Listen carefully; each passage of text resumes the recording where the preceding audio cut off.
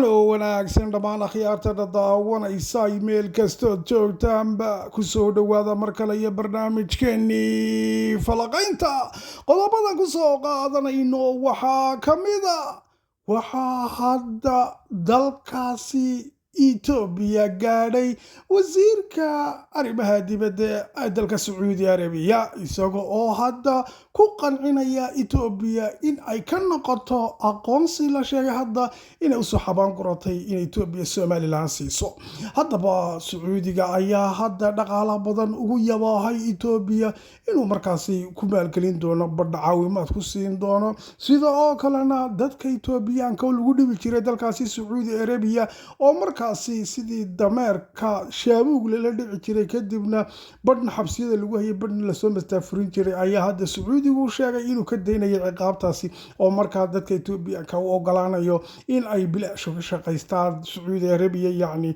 bilaa ciqaab ay ku joogi karaan laakiinse wax kasta waan idin ogol lahay ayay taagan tahay Sacuudigu waa in Itoobiya joojisay bilaadeen aqoonsiga hadda aad siinaysaan Somaliland iyadoo dhinaca kalena ficiltan uu kula jiro Sacuudigu dalka Imaaraadka Carabta oo saaxiib dhow la ah dalkaasi Itoobiya iyo Sacuudiga iyo Turkiga oo hadda mariya tuur ah aqoonsigii Somaliland ayay ku waasheen waxaana hadda ay markaasi taagan yihiin geed kasta oo ay fuuli karaan inay u fuulaan sidii ay u joojiyaan aqoonsigaasi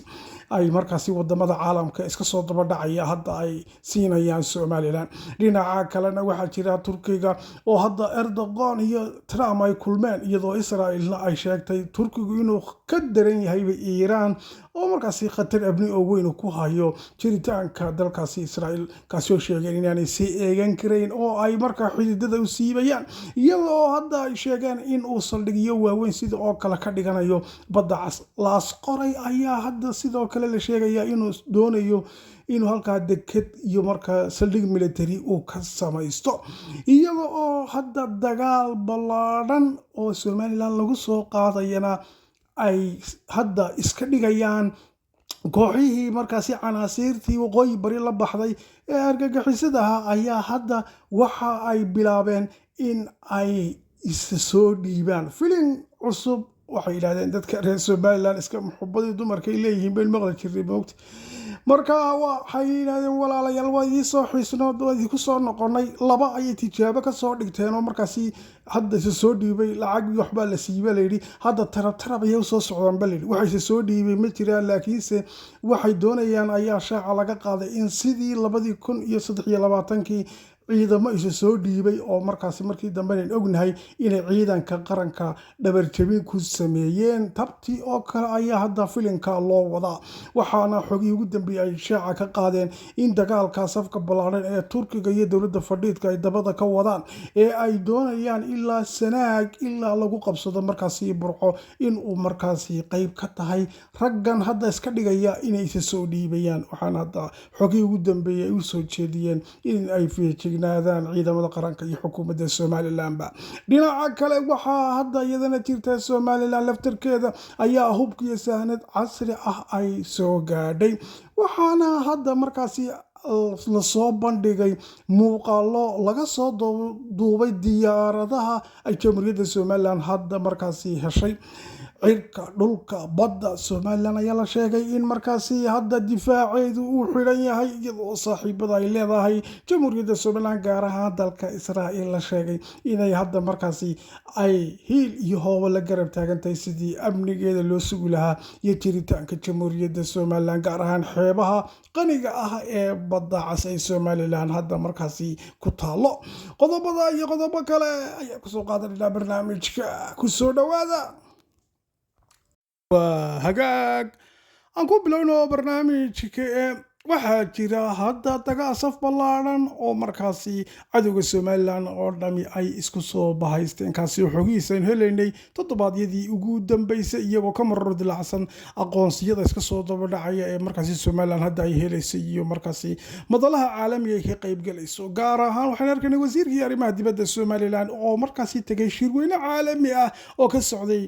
Latin America gaar ahaan dalka Argentina halkaasi oo wadamadii caalamka ku kulmay iyo Somaliland ay qayb ka ahayd waxaana hadda markaasi aynu arkaynay in ay Ethiopia qaybta moogtay wacadka arrimaha dibadda u qaabilsan shaaca ka qaaday Somaliland inay heshay aqoonsi ay ka heshay wadamo badan oo aqoonsigaas uu yahay mid dana ku salaysan ay markaasi wadamadaasi ay leeyihiin oo ay Somaliland tahay meel aan la huri karin oo laga maarmaan wadan kasto caalamka ku yaalana aqoonsi markaasi wada shaqeyneed uu hadda la leeyahay Ethiopia meel ay ku hadhaa ma jirto ayaa la yiri markaasi taasi ayaa dabada ka soo kicisay oo markaasi fadhiga iyo chief iyo joogba u diiday Sacuudiga oo la yiri yani xaq si dhaqanka dumarku leeyahay iska masayraaba la yiri kolba dhinac uu carara maruu imaaraadka daba cararo iyo maruu Somaliland daba cararo kolba moogtay waayo wuxuu noqonayaa oo moogtay ciigi waa ku bariyay maanta adigu eber wuxuu baaranaya xuba haysid ka kac fadhiga marka kolba meel buu buguxleynaya waxaan aakhirkii u geysatay markii ay imaaraadka carabtu heshiiska la galeen heshiiska Abraham Accord ku biireen xulafada Israa'iil iyo markaasi Mareykanka waxa uu bilaabay markaasna inuu galo heshiiska uu ku jiray laakiin madaxu qarinaya oo kii madaxweyne Cabdiraxmaan noo sheegay shirkado badan oo Israa'iil ay tuseen kontaraagyada ay la galeen Sacuudiga iyo wada shaqeynta ay leeyihiin laakiinse dhinaca kalena madaxu qarsanayaayo wuxuu ku shaqaystaa kooxahan canaasiirta argagixisada ugu badan ee moogtay jooga ama Soomaaliya joogaan ama meelaha kale caalamka isagay ka soo shidaal qaataan marka kuwaasa ka boodi buu isu leeyahay madaxu qarinaya dhinaca kalena waa beerka jecel xaydha nicbi calaa kulli xaal imika uu soo cararay isagoo la xafiiltamaya Somaliland iyo Imaaraadkaba wasiirka arrimaha dibadda Sacuudiga ayaa hadda wuxuu ku sugan yahay dalka Ethiopia waxaan la kulmay wasiirka arrimaha dibadda Ethiopia Gideon Timotheus kaasi oo hadda ay falanqeeyeen marka sidii ay Sacuudigu lacagtii ugu sareysay hadda ay ku soo harqin doonaan Ethiopia oo markaasi wada shaqeyn inay yeeshaan oo yani xagga dhaqaalaha xagga ganacsiga iyo sidoo kale lacagta badan ay siin doonaan oo mid aan shuruud ku xidhan xitaa ay ku jiri doonto laakiinse shuruudda kaliya qarsoon waa inaan Somaliland la aqoonsan xitaa wuxuu ku yiri dadkii aan soo raafi jirnay wadi ka daynana raafku iyo burkida Ethiopia-ka layn jireen sida axmaqnimada ay la dhaqmi jireen muslim iyo waxa ma yaqaanaan xitaa Soomaalida markuu tagto anta cabiid anta ximaar bay dabada kala dhacaan shaabug bala dhacaan qofkana muslim iyo waxa ma yaqaanaan Soomaalidu ba muslimiin iyo waxa ka sheegaysan moogta iyagu midabkaaga madow ayay ka oranayaan hadda si kasta oo shahaadanaysid anta ximaar u batay oo shaabugaas bay la dhacayaan dadka moogta laakiin hadda dan baa uu sheegtay waxay yiraahdeen Ethiopia-ka uu ka deynayna ciqaabta saaxiib baynu ahaanayna markaasi Somaliland waxa aqoonsanina intaas ay kala doodayaan sida xogtan ku hayno inkasta oo xogtay ku sheegeen barta egas ay Ethiopia ku soo koobtay inay ka wada shaqeynayaan dana dhaqaale iyo iskaashi ganacsi iyo dadka Ethiopia-ka ee Sacuudiga jooga oo si wanaagsan loo dhaqmi doono oo ciqaabtii uu ka deyn doono Sacuudiga intaas bay ka soo koobeen moogta laakiin si xogtan hayno waxa jirta marka in ay Somaliland aqoonsigeeda Sacuudiga hadda mariya tuuru ka yahay oo markaasi la ficiltamaya Imaaraadka iyo dalkaasi Somaliland waxa dhinaca kala diyaarada tirabeel ayaa lagu arkayay hawada sare ee Somaliland iyadoo xeebaha Somaliland hadda ay yihiin markaasi min gees ilaa ka gees qaar xasilan oo marka la baadigoobayo amniga xeebaha Jamhuuriyadda Somaliland helicopter ilaa 5 ayaa markaasi sawir laga soo qaaday oo markaa duulimaad ku sameeyay xeebaha Somaliland iyo diyaaradaha daroniska narkiinayn habeen sii horeysay ay wadeen gaar ka hayaan xeebaha Somaliland min sayla ilaa iyo Laas Qoray ayaa hadda waxay tahay meesha uu Turkigu soo xabaan guranayo doonayo inuu xoog iyo jujub uu halka ka soo kulaalo badda cas oo yiraahdo gacankii cadmeed dhinac baan jooga uu meel uu soo jujubto waxa ku dhacay xisaab khalkhal Turkiga sayno ognahay Soomaaliya ayuu iska raacay oo badda weyn Hindiya ayay ku taala Soomaaliya moogto meel aan istiraatiiji ahayn